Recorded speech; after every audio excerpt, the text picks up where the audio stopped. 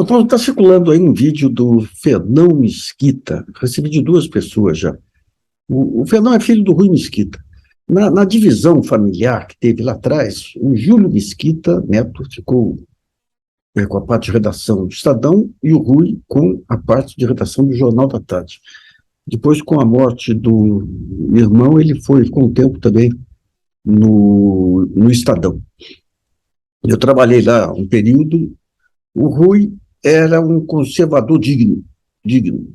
Tinha suas ideias conservadoras ali. Tinha alguns filhos muito interessantes. Tinha o Rodrigo aí, que era extremamente criativo, o cara que criou praticamente a broadcast. E tinha o Fernão, que tinha a prerrogativa de ser primogênito. O Fernão é tão sem noção que quando morreu o Roberto Tivita é o criador do jornalismo de esgoto. Ele foi o responsável pela pior fase da imprensa brasileira em toda a sua história. Aquilo que a Veja produziu nos anos de 2005, 2006 para cá, todos aqueles factoides horrorosos e tudo, tiveram como patrono o Roberto Tivita. Quando o Roberto Tivita morreu, o Fernão equiparou o Roberto Tivita ao Rui Mesquita, ao próprio pai, para você ver a falta de discernimento total dele. E se transformou num ultradireitista que não era o caso da família. A família participou do golpe de 64, era conservadora, Mas o pai, por exemplo, tinha a família como todo um enorme respeito pelos direitos humanos. Como foram exilados aí nos anos 30 também, aí eles acolheram muitos exilados aí. O pai, toda vez que a polícia, o DOPS, convocava algum jornalista, o que fazia o Roberto Tivita? Deixava o cara do DOI-CODE lá esperando na sala, no sexto andar lá, e levava o jornalista até o sujeito. O Rui Mesquita acompanhava o jornalista até a porta do DOPS para garantir a sua integridade. Daí você vê a diferença de caráter de ambos e a falta de discernimento do Fernão. O que o Fernão faz?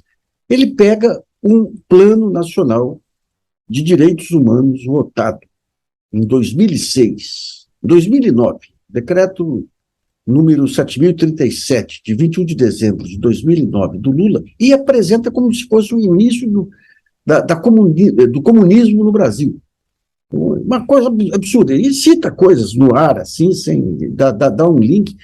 Veja o que é esse plano. Hoje nós estamos numa fase do país em que os direitos humanos se transformaram novamente em prioridade dos setores racionais da economia, os setores modernos da economia, ao qual não pertence o Fernão. Defesa do meio ambiente, defesa de direitos individuais, o combate à miséria, o combate à fome. Todos esses fatores hoje sofreram um avanço, especialmente em função do contraste com o que ocorreu no governo Bolsonaro. Olha o que é o tal plano que o Fernão aponta como o início aqui da venezuelização do Brasil. É o Programa Nacional de Direitos Humanos, que tem os seguintes objetivos estratégicos. Eixo orientador 1, interação democrática entre Estado e sociedade civil. O que significa isso? Você criar um conjunto de ferramentas para acompanhamento das políticas de Estado. Então você vai ter o seguinte: fortalecimento de direitos humanos como instrumento transversal das políticas públicas e de interação democrática. Integração e ampliação dos sistemas de informação em direitos humanos e construção de mecanismos de avaliação e monitoramento de sua efetivação. O eixo 2, a lógica qualquer. Direitos humanos, eles têm que ser incorporados pelos grandes ministérios, aqueles que têm obras, que têm dinheiro, que têm...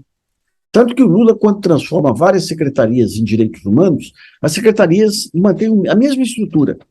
Ele quis dar um status para que os princípios defendidos por essas secretarias de direitos humanos fossem incorporados nos demais ministérios. Então, você pega as diretrizes, diretriz 4, efetivação de modelo de desenvolvimento sustentável, com inclusão social e econômica, ambientalmente equilibrado, tecnologicamente responsável, cultural e regionalmente diverso, participativo e não discriminatório. Isso aqui que é a cubanização aí que esse rapaz desinformado faz. Diretriz 5, valorização da pessoa humana como sujeito central do processo de desenvolvimento. Até o Jornal Nacional, nessa série sobre Constituinte, passou a defender esse princípio. Promover e defender os direitos ambientais como direitos humanos, incluindo gerações futuras como sujeitos de direitos. Ou seja, você tem um aprimoramento no conceito de direitos humanos que só hoje está sendo entendido, e esse ignorante colocando como se fosse o comunismo no Brasil. Eixo orientador 2, universalizar direitos humanos em um contexto de desigualdade.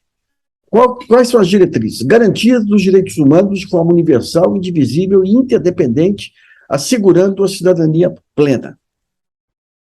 Promoção dos direitos da criança e de adolescentes para o seu desenvolvimento integral de forma não discriminatória, assegurando o seu direito de opinião e participação. Combate às desigualdades estruturais. Garantia da igualdade na diversidade. O eixo orientador 4, segurança pública, acesso à justiça e combate à violência. O que propõe? Democratização e modernização do sistema de segurança pública. Transparência e participação popular no sistema de segurança pública e justiça criminal. Depois nós vamos ver o que é isso aí. Direito aí. Prevenção da violência e da criminalidade e profissionalização da investigação de atos criminosos. Tudo que se quer hoje. Combate à violência institucional com ênfase na erradicação da tortura e redução da letalidade policial e carcerária. Olha contra o que esse rapaz é contra. Garantia dos direitos das vítimas de crimes e de proteção das pessoas ameaçadas. Modernização da política de execução penal, priorizando a aplicação de penas e medidas alternativas à privação de liberdades e melhoria do sistema penitenciário, que qualquer hoje penalista moderno defende. Promoção do sistema de justiça mais acessível, ágil e efetivo para o conhecimento e garantia e defesa dos direitos. Daí entra o eixo orientador 5, educação e cultura e direitos humanos. Efetivação das diretrizes e dos princípios da Política Nacional de Educação e Direitos Humanos para fortalecer uma cultura de direitos. Fortalecimento dos princípios da democracia e dos direitos humanos nos sistemas de educação básica, nas instituições de ensino superior e nas instituições formadoras. Como pode ser contra isso? Reconhecimento da educação não formal como espaço de defesa e promoção dos direitos humanos. Ou seja, reconhecer esses organismos aí da sociedade civil, dos movimentos que defendem direitos humanos. Promoção da educação e direitos humanos no serviço público. Garantia do direito à comunicação democrática e ao acesso à informação para uma consolidação de uma cultura de direitos humanos. Direito à memória e verdade, que faz parte de qualquer receituário de direitos humanos. Reconhecimento da memória e da verdade como direito humano, da cidadania e dever do Estado. Preservação da memória histórica e construção pública da verdade. Modernização da legislação relacionada com promoção do direito à memória e verdade. Vamos ver agora como que se dá essa interação entre sociedade civil e os poderes públicos. Ampliar o controle externo de órgãos públicos por meio do quê? Ouvidorias, que é o que já existe.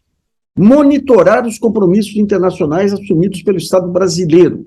Ou seja, você tem um compromisso internacional, você vai ter um órgão da sociedade civil que vai dizer se está sendo seguido ou não, garantindo-lhes eficiência, autonomia e independência. Ou seja, de forma alguma está se tirando o poder da polícia, o poder do Congresso, está se fiscalizando. A participação civil é fiscalizar. Então, esse é o ponto central de todas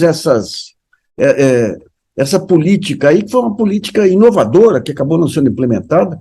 Mais adiante, no governo Dilma, se tentou ampliar a questão das conferências nacionais, criando um portal com as conclusões das conferências nacionais.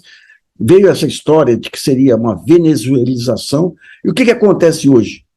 O país nunca esteve tão perto do modelo da Venezuela com as milícias e com o envolvimento político do Bolsonaro, que é apoiado pelo Fernando Mesquita.